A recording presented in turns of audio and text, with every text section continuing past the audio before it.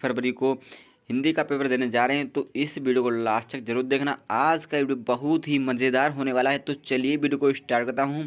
आपका question paper रहेगा class 12 का, आपका 2024 का बरल क्वेश्चन पेपर है, सामान्य हिंदी का रहेगा। इसमें जो आपकी समय भी दी होती है 3 घंटे 15 मिनट। आपको जो 15 मिनट दिए होते हैं, जो एक्स्ट्रा दिए होते हैं, आपको क्वेश्चन पेपर पढ़ने के लिए निर्धारित होते हैं। जो आपके 15 मिनट होते हैं वो आपको क्वेश्चन पेपर पढ़ना है वहाँ पर, उसके बाद आपको लिखना है सोच समझ कर। आपका जो पूर्णांक रहेगा वो आपका 100 का रहेगा। और इसमें जो कुछ नोट दिए हैं कि प्रारंभ के 15 मिनट, जो आपको 15 मिनट मिलते हैं वो आपको परीक्षार्थियों को प्रश्न पत्र पढ़ने के लिए निर्धारित होते हैं। दूसरा दिया है इस प्रश्न पत्र, मतलब जो प्रश्न पत्र होगा उसमें आपके 2 खंड होंगे, दोनों खंडों के सभी प्रश्नों का उत्तर देना आवश्यक है। मतलब जो भी आपके 2 खंड होंगे, खंड का खा जो भी होंगे, उसका आपको क्वेश्चन का उत्तर देना आवश्यक रूप से ज़रूरी है। तो चलिए वीडियो को स्टार्ट करता हूँ। अभी तक लाइक ना करें तो लाइक कर दें, चैनल पर नए हैं तो सब्सक्राइब जरूर कर लें। आपका खंड का में रहेंगे आपके बहुविकल्पीय प्रश्न रहेंगे। खंड का में कितने रहेंगे? बहुविकल्पीय प्रश्न, जो कि आपके 10 अंक के रहेंगे, यानी कि 10 ऑब्जेक्टिव क्वेश्चन रहेंगे जो कि आपके 10 अंक के रहेंगे। तो चलिए क्लियर कर लेते हैं 10 अंक पहले। इसमें आपका फर्स्ट क्वेश्चन दिया है कि शिक्षा का उद्देश्य निबंध के लेखक हैं। आपको बताना है कि शिक्षा का उद्देश्य है, इसके निबंध के लेखक कौन है। इसमें आपका फर्स्ट दिया है भारतेंद्र हरिश्चंद्र या फिर संपूर्णानंद, या फिर दिया है मोहन राकेश या फिर रामकृष्ण दास। आपको बच्चों क्या बताना है कि शिक्षा का उद्देश्य किस निबंध के लेखक, निबंध के लेखक कौन है। शिक्षा का उद्देश्य जो निबंध है उसके लेखक हैं, इसमें आपका राइट आंसर है संपूर्णानंद जी। संपूर्णानंद जी जो लेखक हैं शिक्षा का उद्देश्य निबंध के लेखक हैं संपूर्णानंद जी।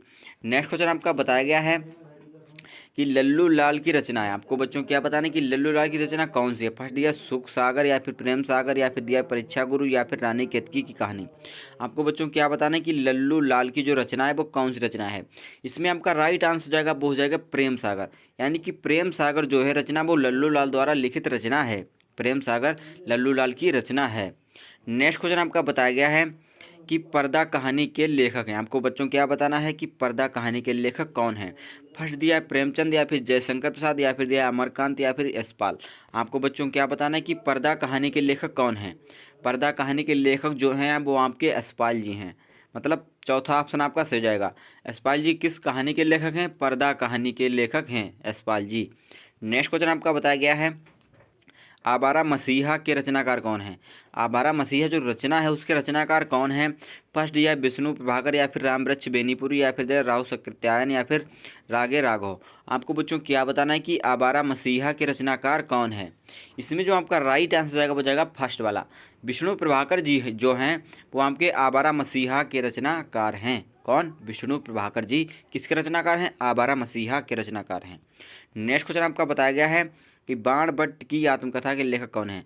जो बाण भट्ट की आत्मकथा है उसके लेखक कौन है, आपको बच्चों बताना है कि बाण भट्ट की कथा के लेखक कौन है। फर्स्ट दिया है महावीर प्रसाद द्विवेदी, या फिर दिया सरदार पूर्ण सिंह, या फिर वासुदेव शरण अग्रवाल, या फिर दिया हजार प्रसाद द्विवेदी। आपको बच्चों क्या बताना है कि बाण भट्ट आत्मकथा के लेखक कौन है। इसमें आपका राइट आंसर जो हो जाएगा वो जाएगा हजार प्रसाद द्विवेदी जी जो हैं आपके बाण भट्ट आत्मकथा के लेखक हैं। वो कौन है? हजार प्रसाद द्विवेदी जी। चौथा ऑप्शन आपका सही हो जाएगा। नेक्स्ट क्वेश्चन आपका बताया गया है कि कामायनी किस युग की रचना है। जो कामायनी रचना है वो किस युग की रचना है। द्विवेदी युग की, या फिर छायावाद युग की, या फिर दिया भारतेंदु युग की, या फिर प्रगतवाद युग की। आपको बच्चों क्या बताना है कि कामायनी जो रचना है वो किस युग की रचना है। इसमें आपका राइट आंसर हो जाएगा वो जाएगा दूसरा वाला, कामायनी जो रचना है छायावाद युग की रचना है। कामायनी किसकी रचना है? छायावाद युग की। नेक्स्ट क्वेश्चन आपका बताया गया है कि निम्नलिखित कवियों में से कौन प्रगतवाद युग का है। आपको बताना है बच्चों कि कौन से कवि हैं जो प्रगतवादी युग के हैं। फर्स्ट दिया है अग्रदास जी, या फिर तुलसीदास जी, या फिर दिया है नंददास, या फिर रामदास सिंह दिनकर जी। आपको बच्चों क्या बताना है कि कौन से कवि हैं जो प्रगतवादी युग के कवि हैं। प्रगतवाद युग के जो कवि हैं वो कौन से कवि हैं। इसमें आपका राइट आंसर हो जाएगा फर्स्ट वाला, अग्रदास जी जो हैं वो किस युग के कवि हैं? प्रगतवाद युग के कवि हैं। प्रगतवाद युग के कवि कौन है? अग्रदास जी, यानी कि फर्स्ट वाला ऑप्शन आपका सही हो जाएगा। नेक्स्ट क्वेश्चन आपका बताया गया है कि तार सप्तक का प्रकाशन हुआ था, मतलब किस वर्ष हुआ था। तार सप्तक का प्रकाशन वर्ष है वो कौन सा वर्ष है। फर्स्ट दिया है 1941 में, या फिर 1943 में, या फिर 1954 में, या फिर 1947 में। आपको क्या बताना है कि तार सप्तक का प्रकाशन वर्ष कब हुआ था। इसमें जो आपका राइट आंसर हो जाएगा वो जाएगा 1943 में। 1943 में किसका प्रकाशन हुआ था? तार सप्तक का प्रकाशन हुआ था 1943 में। नेक्स्ट क्वेश्चन आपका बताया गया है कि द्विवेदी युग की रचना नहीं है। आपको बच्चों क्या बताना है कि द्विवेदी युग की कौन सी रचना नहीं है जो द्विवेदी युग की रचना नहीं है। फर्स्ट दिया प्रिय प्रवास या फिर साकेत या फिर भारत भारती या फिर कामिनी। आपको बच्चों क्या बताना है कि द्विवेदी युग की रचना कौन सी रचना नहीं है जो द्विवेदी युग की रचना नहीं है। इसमें आपका राइट आंसर हो जाएगा, हो जाएगा प्रिय प्रवास। प्रिय प्रवास जो है आपकी द्विवेदी युग की रचना नहीं है। प्रिय प्रवास जो है आपकी द्विवेदी युग की रचना नहीं है। नेक्स्ट क्वेश्चन आपका बताया गया है, इसमें बताया गया अष्टचाप के कवियों का संबंध भक्तकाल की किस शाखा से है। जो अष्टचाप के कवि हैं उन कवियों का संबंध भक्तकाल की किस शाखा से। फर्स्ट दिया है राम भक्त शाखा से या फिर ज्ञानाश्रय शाखा से या फिर दिया है प्रेमाश्रय शाखा से या फिर कृष्ण भक्त शाखा से। आपको बच्चों क्या बताने कि अष्टचाप के जो कवि हैं उनका संबंध भक्तकाल की किस शाखा से है। इसमें जो आपका राइट आंसर आएगा जो आएगा कृष्ण भक्त शाखा से। जो अष्टचाप के कवि हैं उनका संबंध है किसके साथ, कृष्ण भक्त शाखा से के साथ है उनका संबंध। चौथा ऑप्शन आपका सही हो जाएगा। नेक्स्ट आपका तीसरे नंबर बताया गया है कि दिए गए गद्यांश आधारित मतलब दिए गए गद्यांश आधारित निम्नलिखित प्रश्नों के उत्तर देना है, जो कि आपके 10 अंक का रहेगा। जो भी आपका क्वेश्चन होंगे वो आपके 10 अंक के रहेंगे। जो आपका इसके आधार पर आपको इन क्वेश्चनों का उत्तर देना है। जो आपके 5 प्रश्न रहेंगे इसी के आधार पर आपको इसका क्वेश्चन का उत्तर देना है। इसका स्क्रीनशॉट ले लें, बढ़िया से इसकी तैयारी कर लें।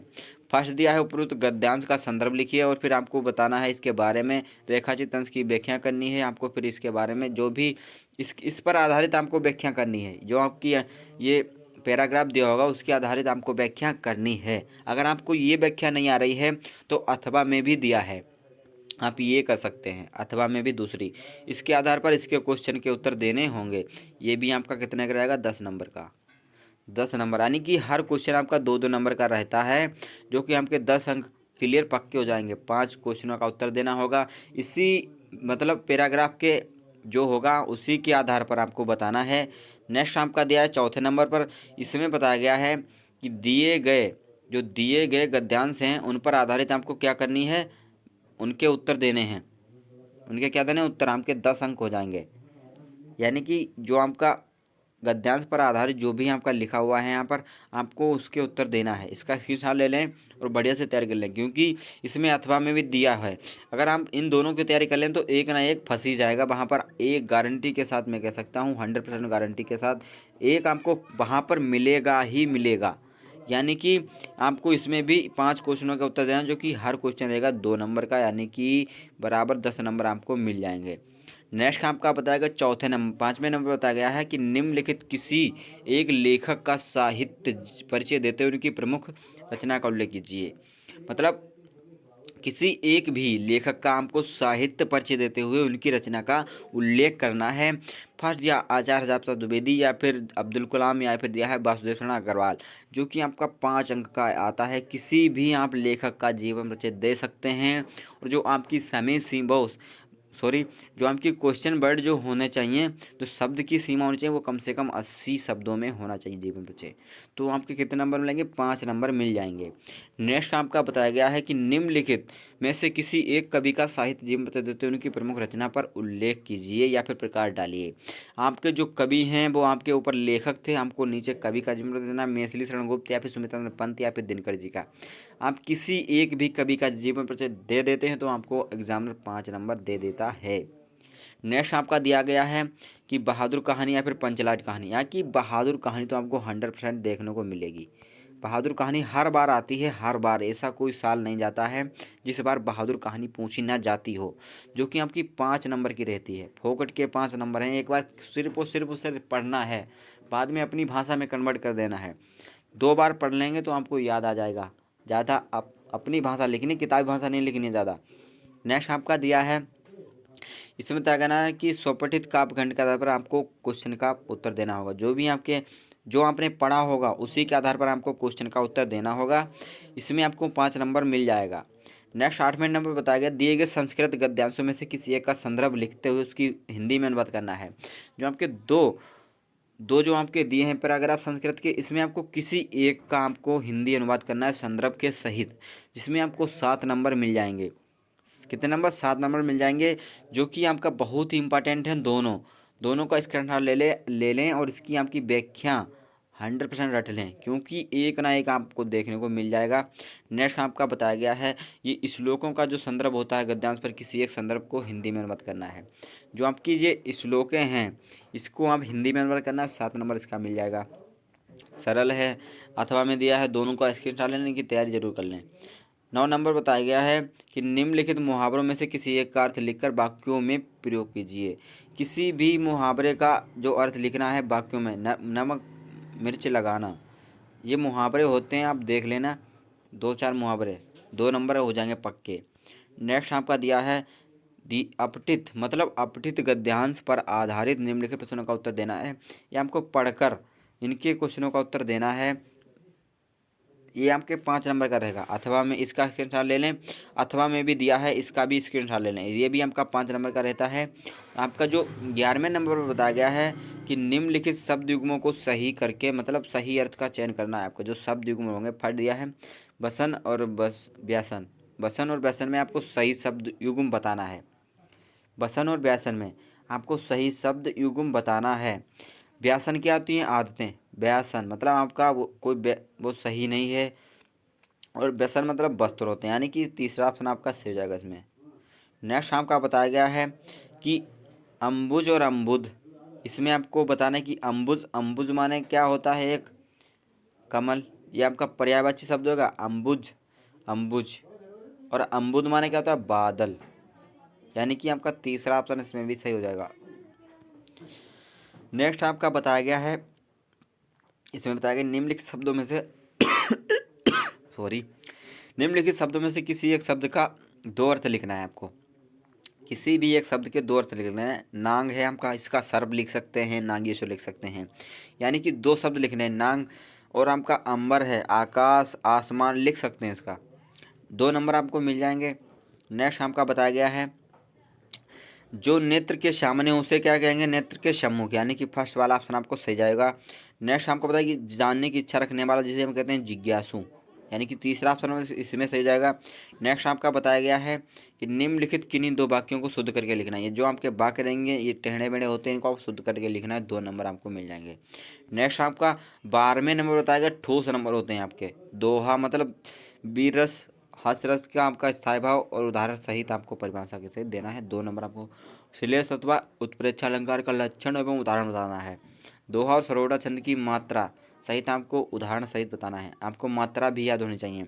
ये हम इसकी वीडियो ऑलरेडी बना चुका हूँ, लिंक डिस्क्रिप्शन में मिल जाएगी, वहाँ से देख लें। सुनहरे शब्दों में बताया है, जो कि आप एक बार वीडियो देख लें, गारंटी के साथ आपको याद हो जाएगा। नेक्स्ट आपका 13वें नंबर बताया गया है बैंक में खाता खुलवाने के प्रबंधक आवेदन प्रार्थना पत्र होता है, जो आपका 6 नंबर का मिल जाएगा। ये आपको प्रार्थना पत्र लिखना होना चाहिए, या फिर शहर में फैली संक्रमण बीमारी की तरफ जिलाधिकारी के ध्यान आकर्षित करने के लिए हमको आवेदन पत्र देना है। नेक्स्ट आपका 14वें नंबर बताया गया है, इसमें बताया गया है कि निम्नलिखित विषयों में से किसी एक पर भाषा शैली पर निबंध लिखना है। किसी एक पर आपको निबंध लिख देना है, आपको 9 नंबर मिल जाएंगे। देश में बेरोजगारी की समस्या, या फिर आतंकवाद की समस्या, या फिर वृक्षारोपण में महत्व, या फिर विद्यार्थी और राजनीति, या फिर देश की समृद्धि में विकास के समाचार पत्रों का किसी भी एक का आपको निबंध दे देना है।